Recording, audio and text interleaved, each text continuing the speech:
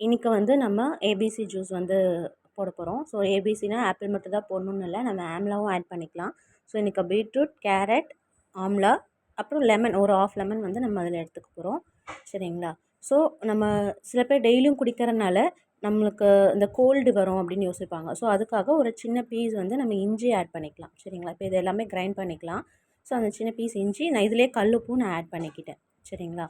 So நம்மளுக்கு ஃபுல்லாக அரைச்சிட்டு நம்ம ஸ்ட்ரெயின் பண்ணிக்கலாம். ஃபுல்லாகவே வடிகட்டி குடிக்கலாம். ஏன்னா அப்போ தான் உங்களுக்கு ஃப்ரீயாக குடிக்க முடியும். ஸோ நம்மளுக்கு பீட்ரூட் ஆட் பண்ணனால கலர் இப்படி தான் வரும். சரிங்களா?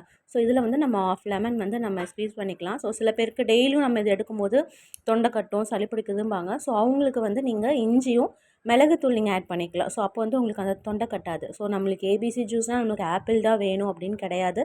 நம்ம வந்து பெரிய நெல்லிக்காவும் நம்ம ஆட் பண்ணிக்கலாம். ஸோ பிபிசி ஜூஸ் கூட நீங்கள் போட்டுக்கலாம். ஸோ நம்ம பொமோகிரானேட்டும் ஆட் பண்ணாமல் நம்மளுக்கு அது பிபிசி ஆகிடும். ஸோ நம்ம என்ன இருக்கோ நம்ம அதை வச்சு நம்ம எப்போயுமே குடிக்கும்போது நம்மளுக்கு பெட்டர் ரிசல்ட் கிடைக்கும். இது இல்லை அது இல்லைன்னு நீங்கள் வந்து எதுவுமே ஃபீல் பண்ண வேண்டாம். சரிங்களா? தேங்க்யூ.